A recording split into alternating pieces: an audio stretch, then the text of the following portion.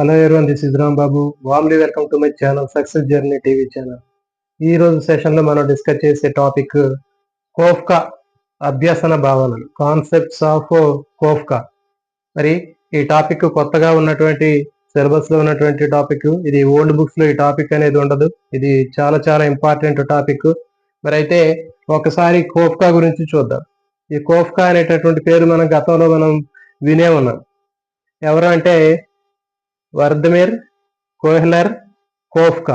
So వీళ్ళు ముగ్గురు కూడా మనకి గెస్టాల్ట్ వాదులు అయినటువంటి ఆ త్రయం ఎవరైతే ఉన్నారో ఆ ముగ్గురిలో ఉన్నటువంటి ఒక వ్యక్తి ఈ Koffka. వర్దమీర్, Kohler, Koffka.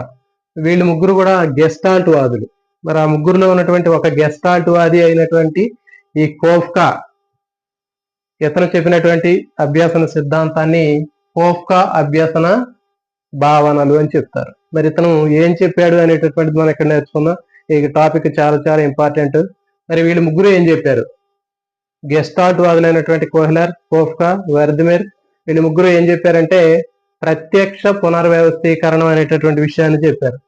Perceptual reorganisation, ప్రత్యక్ష పునర్వ్యవస్థీకరణం అనేటటువంటి విషయాన్ని వీళ్ళు చెప్పడం జరిగింది. అంటే ఏదైనా మనం ఒక విషయాన్ని నేర్చుకునేటప్పుడు విడివిడిగా ఉన్నటువంటి భాగాలుగా నేర్చుకోకుండా పూర్తి స్థాయిలో అర్థవంతంగా నేర్చుకున్నప్పుడు పూర్తిగా మనకు అర్థం అవుతుందని చెప్పడం జరుగుతుంది. అంటే విడివిడిగా ఉన్నటువంటి భాగాల్లాగా కాకుండా పూర్తిగా సమస్తంగా పూర్తిగా అర్థం చేసుకుని నేర్చుకున్నట్లయితే ఒక విషయం బాగా అర్థమవుతుందని వీళ్ళు చెప్పడం జరుగుతుంది. సో దాన్నే గెస్టాల్ట్ థియరీ అని చెప్తారు. అయితే ఫర్ ఎగ్జాంపుల్ మనం ఒక ఎగ్జాంపుల్ తీసుకున్నట్లయితే మనం ఒక సినిమా చూస్తాం. ఒక సినిమాని రెండు భాగాలుగా చూడడం కన్నా ఒక భాగంగా చూడడం వల్ల మనకి పూర్తి స్థాయిలో సినిమా అనేది అర్థమవుతుంది. బాహుబలి సినిమా ఉంది. మరి ఈ బాహుబలి సినిమాని మనం పార్ట్ 1, పార్ట్ 2లుగా డివైడ్ చేశారు. మరి పార్ట్ 1 చూసిన తర్వాత మరి స్టోరీ ఏంటి, ఏం జరుగుతుంది, ఎవరిని చంపారు, ఏంటి, ఇలాంటి విషయాలు మొత్తం కూడా మనం తెలుసుకోవడానికి పార్ట్ 2 చూడాల్సి వచ్చింది. మరి అక్కడ అర్థమవుతుందా? మనకి అర్థం కాలేదు. సో కాబట్టి ఒక విషయాన్ని పూర్తి స్థాయిలో నేర్చుకోవాలి అంటే విడివిడిగా భాగాలుగా కాకుండా పూర్తిగా సమస్తానికి ప్రాధాన్యత ఇవ్వాలి. మొత్తం ఉన్నటువంటి విషయాన్ని మొత్తాన్ని కూడా అర్థం చేసుకున్నప్పుడు మనకి దాని మీద పూర్తి అవగాహన అనేది కలుగుతుంది అని చెప్పడం జరుగుతుంది. సో దాన్నే గెస్టాల్ట్ థియరీ అని చెప్పారు. మరి దాంట్లో ఈ కోఫ్కా చెప్పినటువంటి అభ్యసన భావనలు అనేటటువంటిది కూడా చాలా చాలా ఇంపార్టెంట్ టాపిక్. మరి చూడండి, ఇతను ఏం చెప్పాడు అంటే ప్రత్యక్షం అనేటటువంటి విషయాల గురించి వీళ్ళు చెప్పారు. ఇతను చెప్పినటువంటి రెండు ముఖ్యమైనటువంటి సిద్ధాంతాలు అనేవి ఉన్నాయి, గ్రంథాలు. అవేంటి అంటే principles of gestalt psychology. Koffka రాసినటువంటి ముఖ్యమైనటువంటి గ్రంథాలు రెండు ఉన్నాయి. ప్రిన్సిపల్స్ ఆఫ్ గెస్టాల్ట్ సైకాలజీ, రెండవది growth of mind and principles of gestalt psychology. So ఈ రెండు గ్రంథాలని ఈ కోఫ్కా అనేటటువంటి గెస్టాల్ట్ అది రాయటం జరిగింది. ఓకే, నెక్స్ట్ మరి ఇతను చెప్పినటువంటి కాన్సెప్ట్ ఏంటో చూద్దాం. కోఫ్కా చెప్పినటువంటి కాన్సెప్ట్ ఏంటి అంటే మెమరీ ట్రేస్ అనేటటువంటి కాన్సెప్ట్ ని చెప్పారు. మెమరీ ట్రేస్ అంటే ఏంటి? స్మృతి పదం అనేటటువంటి భావన లేదా కాన్సెప్ట్ ని ఈ కోఫ్కా చెప్పటం జరిగింది. మరి స్మృతి పదం లేకపోతే మెమరీ ట్రేస్ అంటే ఏంటో తెలుసుకునే ముందు మనం అసలు ప్రత్యక్షం అంటే ఏంటో చెప్పాం. వీళ్ళు ప్రత్యక్ష పునర్వ్యవస్థీకరణ అని చెప్పారు. పర్సెప్చువల్ రీఆర్గనైజేషన్ అనేటటువంటి కాన్సెప్ట్ ని చెప్పారు. సో మరి దాంట్లో అసలు ప్రత్యక్షం అంటే ఏంటో తెలుసుకుందాం. ప్రత్యక్షం అంటే జ్ఞానేంద్రియాల ద్వారా కళ్ళ ద్వారా కానివ్వండి, లేకపోతే మనకు ఉన్నటువంటి జ్ఞానేంద్రియాలు 5 రకాలైనటువంటి జ్ఞానేంద్రియాల ద్వారా మనం తెలుసుకునేటటువంటి సమాచారం ఏదైతే ఉందో ఆ తెలుసుకునేటటువంటి సమాచారాన్ని ప్రత్యక్షం అంటారు. కంటికి కనిపించేది, ఓకే, లేకపోతే మనకున్నటువంటి జ్ఞానేంద్రియాల ద్వారా మనకి ఏ సమాచారాన్ని, ఏ అనుభవాన్ని అయితే మనం నేర్చుకుంటున్నామో దానిని ఏమంటారంటే ప్రత్యక్షము అంటారు. కంటికి కనిపించేది. ఫర్ ఎగ్జాంపుల్ ఇది చార్టీస్ హోల్డర్. ఇది ఎట్లా కనిపిస్తుంది? నాకు గ్రీన్ కలర్ లో కనిపిస్తుంది. అంటే మనం ఏదైనా ఒక విషయాన్ని చూసేటప్పుడు కానీ మనకి కంటికి కనిపించేది కానీ, చెవులతో వినేది కానీ, మన ముక్కుతో వాసన పీల్చేది కానీ, ఓకే, లేకపోతే మనకి చర్మం ద్వారా మనం స్పర్శించేది కానీ, ఇవన్నీ కూడా ఏంటంటే ప్రత్యక్షం అని చెప్తారు. మనకున్నటువంటి జ్ఞానేంద్రియాల్లో అన్ని జ్ఞానేంద్రియాల ద్వారా మనం ఏ విషయాన్ని అయితే మనం నేర్చుకుంటున్నామో ఆ విధంగా తెలుసుకునేటటువంటి అనుభవాలు మొత్తాన్ని కూడా ప్రత్యక్షం అని చెప్తారు. మరి ప్రత్యక్షానికి స్మృతి పదానికి సంబంధం అనేది ఉంది. మరి ఎట్లా ఉంటుంది అనేటటువంటి విషయాన్ని ఈ కోఫ్కా చెప్పాడు. స్మృతి పదం, ఓకే, దీన్ని మెమరీ ట్రేస్ అని చెప్పారు. మరి స్మృతి పదము లేదా మెమరీ ట్రేస్ కి ఇక్కడ చెప్పినటువంటి ప్రత్యక్షానికి ఉన్నటువంటి సంబంధం ఏంటో ఒకసారి మనం చూద్దాం. ఓకే, ప్రత్యక్షం అంటే మన అందరికీ అర్థమైంది కదా, మనకున్నటువంటి జ్ఞానేంద్రియాల ద్వారా మనం నేర్చుకునేటటువంటి విషయాలు ఏవైతే ఉన్నాయో అవన్నీ కూడా ప్రత్యక్షం అని చెప్తారు. పర్సెప్షన్ అని చదివితే ప్రత్యక్షం అంటారు. కంటితో చూసినా కానీ, లేకపోతే ముక్కుతో వాసన చూసేది, ఒక చెవులతో వినేటటువంటి శబ్దాలు కానివ్వండి, ఒక చర్మం ద్వారా మనం నేర్చుకునేటటువంటి ఆ స్పర్శకు సంబంధించినటువంటి విషయాలు ఏవైతే ఉన్నాయో ఈ అనుభవాలు మొత్తాన్ని కూడా ఏమంటారంటే ప్రత్యక్షము అని చెప్తారు. మరి అయితే ఈ ప్రత్యక్షము ద్వారా మనం నేర్చుకున్నటువంటి అనుభవాలు ఏవైతే ఉన్నాయో ఈ అనుభవాలు మొత్తం కూడా మెదడులో మనకి అనుభవాల రూపంలో ఉంటాయని చెప్పాం. ఓకే, మెదడులో మనకి ఇవన్నీ కూడా కొన్ని భాగాల రూపంలో నిల్వ ఉంటాయి అని చెప్పాం.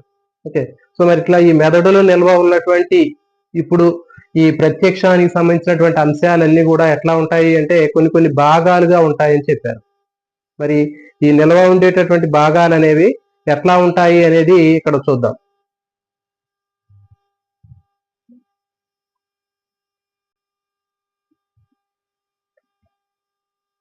మరి చూడండి, ఇక్కడ స్మృతి పదం మెమరీ ట్రేస్ అంటే ఏంటో చూద్దాం. ఇప్పుడు జనరల్ గా మనకి జ్ఞానేంద్రియాల ద్వారా మనం అనుభవాన్ని నేర్చుకుంటూ ఉంటాం.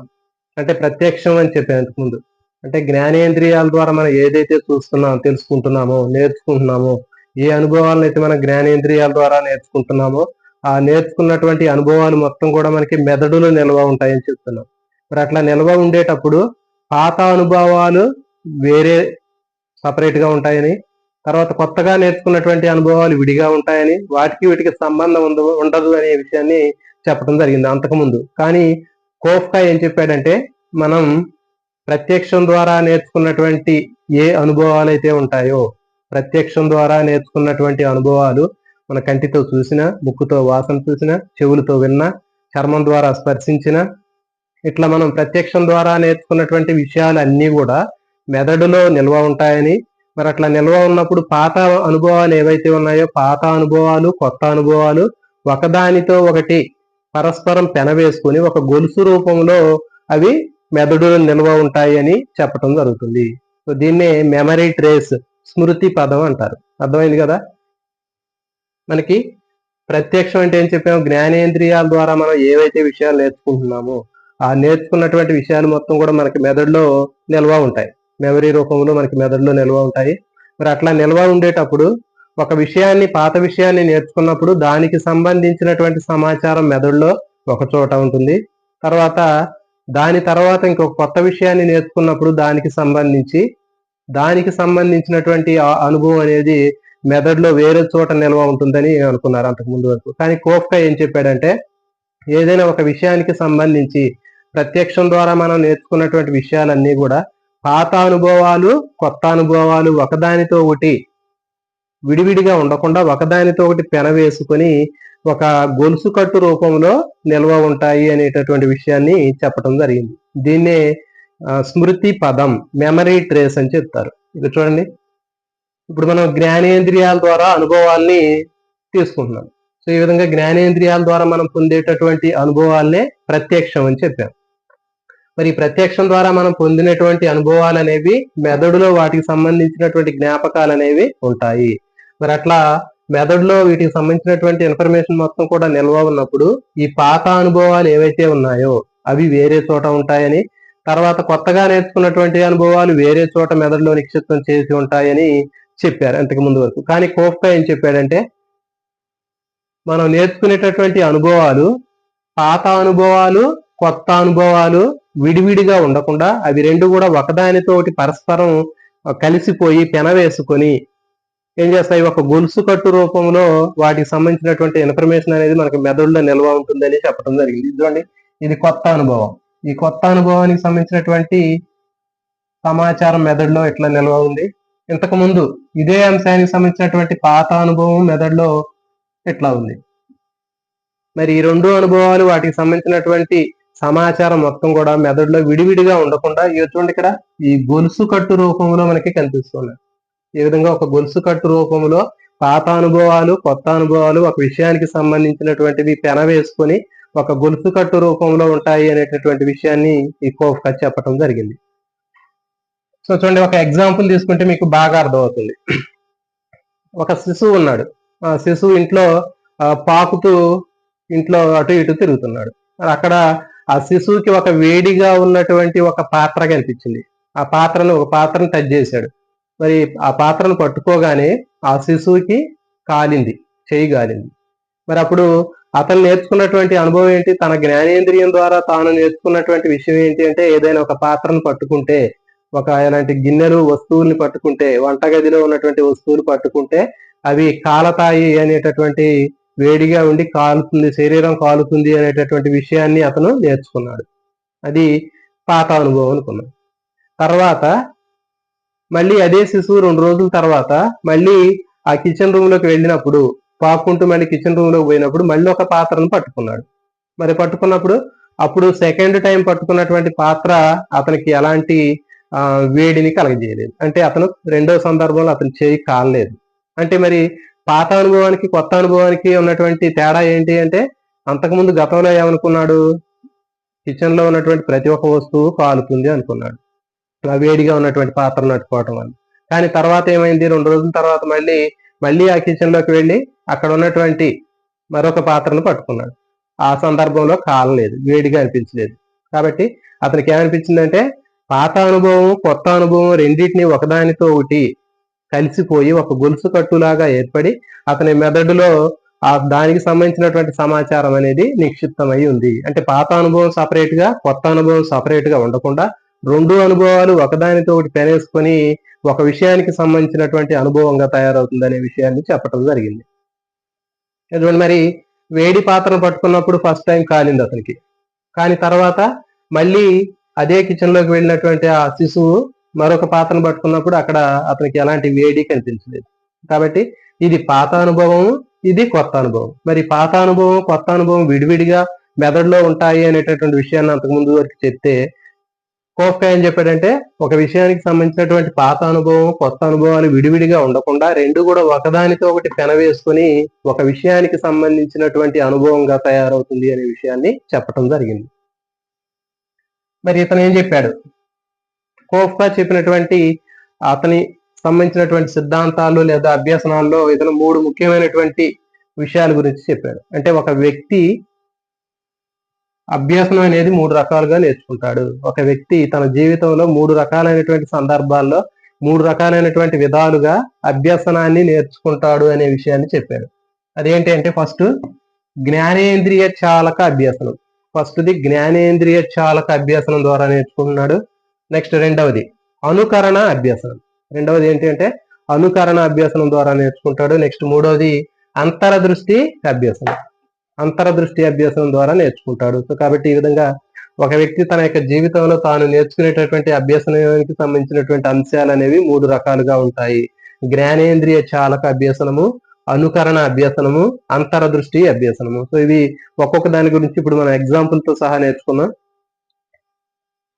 ఫస్ట్ జ్ఞానేంద్రియ చాలక అభ్యసనం. ఓకే, ఇది ఒక శిశువు లేకపోతే ఒక వ్యక్తి తన జీవితంలో మొట్టమొదటిసారిగా నేర్చుకునేటటువంటి అభ్యసనాన్ని జ్ఞానేంద్రియ చాలక అభ్యసనం అంటారు. ఇది చాలా ఇంపార్టెంట్. ఎగ్జామ్ లో ఒక వ్యక్తి తన యొక్క జీవిత కాలంలో నేర్చుకునేటటువంటి మొట్టమొదటి అభ్యసన అనుభవం అనేది ఏది అంటే జ్ఞానేంద్రియ చాలక అభ్యసనం అనేది మొట్టమొదటిసారిగా ఒక శిశువు తన యొక్క జీవితంలో నేర్చుకునేటటువంటి మొదటి అభ్యసనం. అంటే చూడండి, పేరులోనే ఉంది జ్ఞానేంద్రియ చాలక అభ్యసనం. అంటే మనకున్నటువంటి జ్ఞానేంద్రియాల ద్వారా ఒక శిశువు నేర్చుకునేటటువంటి అభ్యసనాన్ని జ్ఞానేంద్రియ చాలక అభ్యసనం అంటారు. అంటే మన కంటితో చూసి కొన్ని విషయాలు నేర్చుకుంటాం, చెవులతో విని కొన్ని శబ్దాలు విని నేర్చుకుంటాం కొన్ని విషయాల్ని. అదేవిధంగా కొన్ని పదార్థాలు నాలుగుతో రుచి చూసి కొన్ని పదార్థాల యొక్క అనుభవాన్ని నేర్చుకుంటాం. చర్మం ద్వారా కొన్ని రకాలైనటువంటి విషయాలను నేర్చుకుంటూ ఉంటాం. కాబట్టి ఇట్లా జ్ఞానేంద్రియ చాలక అభ్యసనం అంటే మనకున్నటువంటి జ్ఞానేంద్రియాల ద్వారా మనం నేర్చుకునేటటువంటి అనుభవాలు ఏవైతే ఉన్నాయో వాటిని జ్ఞానేంద్రియ చాలక అనుభవాలు అని చెప్తారు. ఫర్ ఎగ్జాంపుల్ చూడండి, చిన్న చిన్న పిల్లలు కూడా ఈ మధ్య దాదాపు 1 సంవత్సరం వయసు ఉన్నటువంటి పిల్లలు వాళ్ళు కూడా టీవీ చూస్తూ ఉంటారు. టీవీలో వచ్చేటటువంటి కార్టూన్ ఛానల్స్ ని వాళ్ళు చూసి మళ్ళీ అదే ఛానల్ కావాలని గోల చేస్తూ ఉంటారు. ఈవెన్ పాలు తాగేటటువంటి ఫీడింగ్ చేసేటటువంటి చిన్న చిన్న పిల్లలు కూడా వాళ్ళు పాలు లేకపోయినా ఉండగలుగుతున్నారు, కానీ ఆ టీవీలో వచ్చేటటువంటి ఆ కార్టూన్ ఛానల్స్ కానివ్వండి, ఇంకా మొబైల్ ఫోన్స్ కూడా పిల్లలకి అలవాటు అవుతుంది బాగా. సో కాబట్టి ఇట్లా మొబైల్ ఫోన్లు ఇట్లా కంటితో చూసేటటువంటి ఏవైతే ఉన్నాయో కంటితో చూసి నేర్చుకునేటటువంటి ఆ అనుభవాల్ని జ్ఞానేంద్రియ చాలక అభ్యసనం అంటారు. ఇటువంటి పిల్లలందరూ కూడా టీవీలో వచ్చేటటువంటి కార్టూన్ ఛానల్ చూసి నేర్చుకుంటూ ఉంటారు. ఇంకా మొబైల్లో వచ్చేటటువంటి రకరకాలైనటువంటి యాప్స్ లో వచ్చేటటువంటి షార్ట్స్ కానివ్వండి, ఇంకా రీల్స్ కానీ ఇవన్నీ చూసి పిల్లలు వాటికి అలవాటు పడి వాటి ద్వారా కొంత సమాచారాన్ని నేర్చుకుంటూ ఉంటారు. సో ఈ విధంగా జ్ఞానేంద్రియాల ద్వారా మనకి కంటికి కనిపించేటటువంటి విషయాల్ని కంటి ద్వారా నేర్చుకున్నట్లయితే దాన్ని మనకి జ్ఞానేంద్రియ చాలక అభ్యాసనం అని చెప్తారు.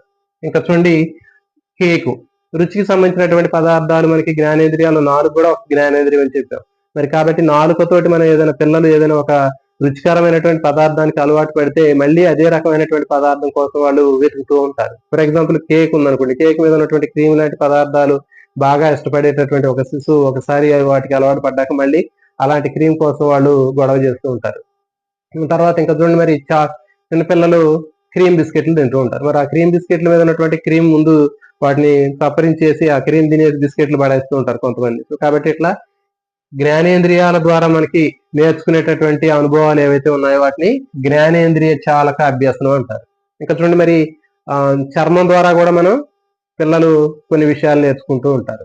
ఫర్ ఎగ్జాంపుల్, ఆ వేడిగా ఉన్నటువంటి ఒక వస్తువుని టచ్ చేసినప్పుడు ఇది కాలుతుంది, ఈ వేడిగా ఉన్నటువంటి వస్తువులకి దూరంగా ఉండాలి అనేటటువంటి విషయం అర్థమవుతుంది. అంటే నిప్పును పట్టుకున్నప్పుడు, లేకపోతే కాలుతున్నటువంటి అగ్గి పుల్లను పట్టుకున్నప్పుడు పిల్లలు అది కాలుతుంది అని ఫస్ట్ టైం వాళ్ళు ఎక్స్పీరియన్స్ చేస్తారు, తర్వాత వాటికి దూరంగా ఉంటారు. కాబట్టి ఇది జ్ఞానేంద్రియ చాలక అభ్యసనము. మన శరీరంలో ఉన్నటువంటి 5 రకాలైనటువంటి జ్ఞానేంద్రియాల్లో ఏ జ్ఞానేంద్రియం ద్వారా మనం నేర్చుకున్నటువంటి అభ్యాసం అయినా కానీ అది జ్ఞానేంద్రియ చాలక అభ్యాసనంగా చెప్తారు. నెక్స్ట్ రెండవది అనుకరణ అభ్యసనం. చూడండి, అనుకరణ అభ్యాసం అంటే పేరులోనే ఉంది. పిల్లలు ఇంట్లో ఉన్నటువంటి పెద్దల్ని కానివ్వండి, లేకపోతే ఇంకా స్కూల్లో ఉన్నటువంటి టీచర్లు కానీ, ఇంకా సమాజంలో ఉన్నటువంటి కొన్ని ముఖ్యమైనటువంటి రంగాల్లో ఉన్నటువంటి గొప్ప గొప్ప వ్యక్తుల్ని కానీ వాళ్ళు అనుసరిస్తూ ఉంటారు. మరి అట్లా అనుసరించి వాళ్ళ యొక్క ప్రవర్తనని అభ్యసనం ద్వారా నేర్చుకుంటూ ఉంటారు. సో అట్లా నేర్చుకున్నట్లయితే దాన్ని అనుకరణ అభ్యాసనం అంటారు. అనుకరణ ద్వారా తల్లిదండ్రులు కానివ్వండి, స్కూల్లో ఉన్నటువంటి ఉపాధ్యాయులు కానివ్వండి, ఇంకా సమాజంలో ఉన్నటువంటి ముఖ్యమైనటువంటి గొప్ప గొప్ప స్థాయిలో ఉన్నటువంటి వ్యక్తులు కానీ వాళ్ళని అనుకరించి వారి ద్వారా అభ్యాసనం నేర్చుకున్నట్లయితే, అలా అనుకరణ ద్వారా అభ్యాసనం నేర్చుకున్నట్లయితే దాన్ని అనుకరణ అభ్యాసనం అని చెప్తారు. ఓకే, సో ఫర్ ఎగ్జాంపుల్ అనుకరణ అభ్యాసనానికి మనం ఎగ్జాంపుల్ తీసుకుందాం. నచ్చినటువంటి వ్యక్తుల ప్రవర్తనని అనుకరణ చేస్తూ ఉంటారు. అంటే ఫర్ ఎగ్జాంపుల్, మన ఇంట్లో పిల్లలు ఉన్నారు. మన ఇంట్లో ఉన్నటువంటి పిల్లలు వాళ్ళు మన పేరెంట్స్ ని అబ్జర్వ్ చేస్తూ ఉంటారు. ఓకే, మరి వాళ్ళు ఏం చేస్తే పిల్లలు కూడా అదే చేస్తూ ఉంటారు. అంటే అనుకరణ అనేది మనకు తెలియకుండానే వాళ్ళలో కనిపిస్తూ ఉంటుంది. ఫర్ ఎగ్జాంపుల్, మన ఇంటికి ఎవరైనా బంధువులు వస్తారు. బంధువులు వచ్చినప్పుడు మనం ఏం చేస్తుంటారు, రండి కూర్చోండి అని, వాటర్ తాగండి అని మంచినీళ్ళు తీసుకొచ్చి ఉంటారు. సో మరి ఆ విషయాన్ని వాళ్ళు అనుకరణ ద్వారా నేర్చుకుని వాళ్ళు పెరిగి పెద్ద అయ్యేటప్పుడు కానివ్వండి, లేకపోతే వాళ్ళు ఉన్నప్పుడు ఇంకెవరైనా వ్యక్తులు వచ్చినప్పుడు వాళ్ళు కూడా అదే రకమైనటువంటి నేర్చుకున్నటువంటి అభ్యాసనాన్ని వాళ్ళు కూడా ప్రదర్శిస్తూ ఉంటారు. ఎవరైనా వచ్చారనుకోండి, వాళ్ళు కూడా సేమ్ ఇంతకుముందు మన దగ్గర అనుకరణ ద్వారా నేర్చుకున్నారు కాబట్టి కూర్చోండి అని చెప్పడం, లేకపోతే వచ్చినటువంటి వ్యక్తులకి వాటర్ బాటిల్ ఇచ్చి వాటర్ తాగమని చెప్పడం కానీ ఇలాంటివి చేస్తూ ఉంటారు.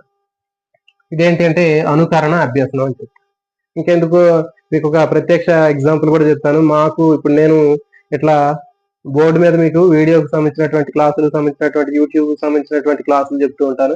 మరి ఇట్లా చెప్పేటప్పుడు ఈ బోర్డు, తర్వాత ఈ డస్టర్స్, తర్వాత ఈ చాక్ కీస్ హోల్డర్స్ ఇవన్నీ ఇక్కడే ఉంటాయి. సో ఉన్నప్పుడు మా పిల్లలు ఏం చేస్తుంటారంటే ఖాళీ టైంలో, వాళ్ళకున్నటువంటి ఖాళీ టైంలో ఏదో ఒక టైంలో వచ్చి ఫోన్ ఆన్ చేసుకొని వాళ్ళు కూడా నాకులాగే పాఠాలు చెప్తున్నారు. మొన్న ఈ మధ్య చూసి నేను షాక్ అయ్యాను. ఏం చేస్తున్నారని చెప్పి నేను లోపలికి వచ్చి చూస్తే వాళ్ళే మా అమ్మాయి ఒక వీడియో చేసింది. తనే సేమ్ నాకులాగే hi friends, my name is so and so అని చెప్పి నేను ఒక లెసన్ చెప్తున్నాను. దాదాపు ఒక 20 నిమిషాల పాటు ఒక వీడియోని తయారు చేసి చూపించింది నాకు. సో కాబట్టి పిల్లలు మనం వాళ్ళని అబ్జర్వ్ చేయం కానీ వాళ్ళు మాత్రం జాగ్రత్తగా మనని ప్రతిదీ అబ్జర్వ్ చేస్తూ ఉంటారు, అనుకరిస్తూ ఉంటారు. మనం ఏం చేస్తే వాళ్ళు కూడా అదే చేస్తూ ఉంటారు. ఇప్పుడు ఫర్ ఎగ్జాంపుల్ మనం ఇంట్లో మొబైల్ ఫోన్స్ ఉన్నాయి, పేరెంట్స్ పిల్లల్ని పట్టించుకోకుండా మొబైల్ ఫోన్లు చూస్తుంటే వాళ్ళు కూడా అదే చేస్తూ ఉంటారు. అట్లా కాకుండా మనం ఆ పిల్లలకి ఏదైనా కథలు కానివ్వండి, ఇంకేదైనా మంచి మంచి విషయాలు చెప్తూ ఉంటే వాళ్ళు కూడా ఆ విషయాలు నేర్చుకుంటూ ఉంటారు. సో కాబట్టి పిల్లలు అనుకరణ ద్వారా పెద్దల్ని కానివ్వండి, లేకపోతే ఇంకా స్కూల్లో ఉన్నటువంటి ఉపాధ్యాయుని కూడా అనుసరిస్తూ ఉంటారు. సో ఫర్ ఎగ్జాంపుల్ విద్యార్థులు చూడండి, పాఠశాలకు రెగ్యులర్ గా వచ్చేటటువంటి ఉపాధ్యాయుల్ని కొంతమంది విద్యార్థులు అనుకరిస్తూ ఉంటారు. అనుకరించి సేమ్ అదే విధంగా వాళ్ళు కూడా రెగ్యులర్ గా ప్రేయర్ టయానికి బడికి రావాలని చూస్తూ ఉంటారు. ఓకే, సో ఇది రకమైనటువంటిది. ఇంకా తర్వాత చూడండి, కొంతమంది పిల్లలకి ఉపాధ్యాయులు చెప్పేటటువంటి ఆ లెసన్ కి సంబంధించినటువంటి ఆ వే ఆఫ్ టీచింగ్ స్టైల్ వాళ్ళకి నచ్చుతూ ఉంటుంది. సో కాబట్టి వాళ్ళు కూడా ఇంటి దగ్గర ఏం చేస్తుంటారు, ఎప్పుడైనా ఖాళీ టైంలో మనకి ఈ మ్యాథ్స్ సార్ ఇట్లా చెప్పారు, ఈ సైన్స్ సార్ ఇట్లా చెప్పారు, ఫిజిక్స్ సార్ ఇట్లా పాఠం చెప్పారు అని చెప్పి వాళ్ళు కూడా ఇంటి దగ్గర ప్రాక్టీస్ చేసుకొని అట్లా నేర్చుకుంటూ ఉంటారు. ఈ విధంగా అనుకరణ ద్వారా అభ్యసనాన్ని వాళ్ళు చేస్తూ ఉంటారు. ఇంకా మనకి పిల్లలు తీసుకున్నట్లయితే పిల్లలకి సంబంధించినటువంటి కొన్ని సెల్ఫ్ గవర్నమెంట్ డే కండక్ట్ చేస్తూ ఉంటాం. మరి అట్లా కండక్ట్ చేసేటప్పుడు పిల్లలు కూడా కొంతమంది చాలా సందర్భాల్లో మేము చూసాము, ఎవరైతే వాళ్ళకి నచ్చినటువంటి బాగా నచ్చినటువంటి టీచింగ్ స్టైల్ నచ్చినటువంటి పిల్లలు ఉంటారో వాళ్ళు ఆ సార్ని ఇమిటేట్ చేసి సేమ్ అదే విధంగా వాళ్ళు కూడా పాఠం చెప్పిన సందర్భాలు కూడా మనం చూస్తూ ఉంటాం. కాబట్టి ఇవన్నీ కూడా అనుకరణ ద్వారా నేర్చుకునేటటువంటి అభ్యసన అనుభవాలు. నెక్స్ట్ అంతర్దృష్టి అభ్యసనం. మరి అంతర్దృష్టి అభ్యసనం అంటే ఏంటో చూద్దాం. ఇది డిఫరెంట్ గా ఉంటుంది వీటికంటే. ఇప్పుడు జ్ఞానేంద్రియ చాలక అభ్యసనం అంటే ఏంటి, జ్ఞానేంద్రియాల ద్వారా నేర్చుకునేటటువంటి అనుభవం. అట్లా కాకుండా మరి అనుకరణ అభ్యసనం అంటే మన ఇంట్లో తల్లిదండ్రులు కానివ్వండి, ఇంకా పాఠశాలలో ఉన్నటువంటి ఉపాధ్యాయులు కానివ్వండి, ఇంకా సొసైటీలో ఉన్నటువంటి మంచి పేరు ఉన్నటువంటి వ్యక్తులు కానీ వాళ్ళని ఇమిటేట్ చేసి వాళ్ళు ఎట్లా ఉన్నారో దాన్ని బట్టి మనం కూడా పిల్లలు కూడా అభ్యసనాన్ని నేర్చుకుంటూ ఉంటారు. కానీ ఈ అంతర్దృష్టి అభ్యసనం అనేది పై రెండింటికి డిఫరెంట్ గా ఉంటది. ఎట్లా ఉంటది అంటే ఇది మొత్తం కంప్లీట్ గా అంతర్దృష్టి అభ్యసనం మొత్తం దేని మీద ఆధారపడి ఉంటుందంటే ఆలోచన, వివేచన, ఓకే, తెలివితేటలు, మెమరీ పవర్ దీని మీద ఆధారపడి ఉంటాయి. అంటే చూడండి, పిల్లల్లో స్పాంటేనియస్ గా కొన్ని సందర్భాల్లో వాళ్ళు ఎక్స్పోజ్ అవుతుంటారు. అంటే ఏదైనా ఒక విషయాన్ని వాళ్ళకి చెప్పినప్పుడు కానీ, ఒక సమస్యని ఇచ్చినప్పుడు కానీ ఆ సమస్యని చాకచక్యంగా వాళ్ళు పరిష్కరిస్తూ ఉంటారు.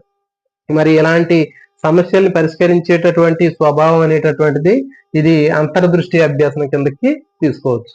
సో ఫర్ ఎగ్జాంపుల్ ఇక్కడ ఒక శిశువుకి, ఒక పిల్లవాడికి ఒక గీత గీసాము.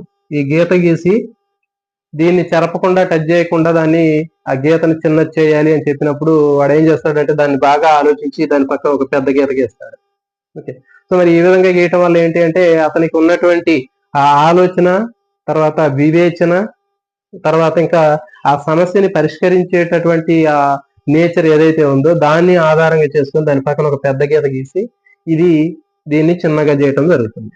ఓకే, తర్వాత ఇక్కడ చూడండి 2, 5, 11, 23 అని ఇచ్చాము నెంబర్లు. మరి తర్వాత ఏ నెంబర్ వస్తుంది అని విద్యార్థిని అడిగినప్పుడు వాడు ఏం చేస్తాడంటే తనకున్నటువంటి ఆలోచన, వివేచనతోటి ఆ సమస్యని పరిష్కరిస్తాడు. దాని తర్వాత వచ్చే నెంబరు 47 అని చెప్తాడు. ఎట్లా చెప్తాడు అంటే ఇక్కడ 2 నెంబర్ ఉందంటే ఇక్కడ ఉన్నటువంటి అంశాలని మొత్తాన్ని కూడా అర్థం చేసుకుంటున్నాడు. ఓకే, మరి మొత్తం విషయాన్ని మొత్తాన్ని కూడా అర్థం చేసుకున్నాడు. అదే అంతర్దృష్టి అని చెప్పాము. అంటే అంతర్దృష్టి అంటే ఏంటంటే అక్కడ ఉన్నటువంటి సందర్భాన్ని మొత్తాన్ని కూడా మొత్తం అర్థం చేసుకుని మనకి ఒక సమస్యని పరిష్కరిస్తాం. ఇక్కడ చూడండి, ఇక్కడ 4 నెంబర్లు ఇచ్చాం. ఈ 4 నెంబర్లు ఇచ్చినప్పుడు ఇక్కడ ఈ శిశువు తర్వాత వచ్చే నెంబర్ని చెప్పగలుగుతున్నాడు. కానీ మరి ఒక నెంబర్ ఇస్తే చెప్తాడా? ఒక నెంబర్ ఇచ్చి దీని తర్వాత ఏమొస్తుంది అంటే చెప్తాడా? చెప్పలేడు. ఎందుకంటే ఇక్కడ మొత్తానికి సమస్తానికి ఉన్నటువంటి విడివిడి భాగాలకి మొత్తం సమస్తానికి ఉన్నటువంటి సంబంధాన్ని అర్థం చేసుకుని ఆ సమస్యని పరిష్కరిస్తున్నాడు.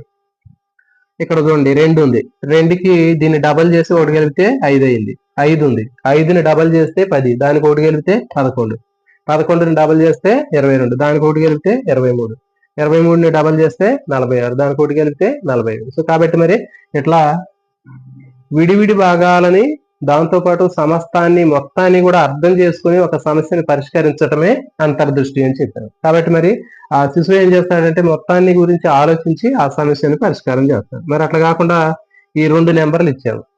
ఓకే, మరి ఇలాంటి ఒక నెంబర్ ఇచ్చాం, అప్పుడు సమస్యను పరిష్కరించడం కష్టం అవుతుంది. కాబట్టి మొత్తాన్ని విడివిడి భాగాలతో పాటు మొత్తాన్ని సమస్తాన్ని పరిశీలించినప్పుడు ఒక సమస్యకి పరిష్కారం దొరుకుతుంది అని ఈ అంతర్దృష్టి ద్వారా అభ్యాసం ద్వారా నేర్చుకుంటాడు. సో కాబట్టి ఈ విధంగా మనకి కోఫ్కా చెప్పినటువంటి ఈ అభ్యాసన అనుభవాల్లో మనకి జ్ఞానేంద్రియాల ద్వారా నేర్చుకునే అభ్యాసనాన్ని జ్ఞానేంద్రియ చాలక అభ్యాసనం అంటారు. అనుకరణ ద్వారా నేర్చుకునే అభ్యాసనాన్ని అనుకరణ అభ్యాసం అంటారు.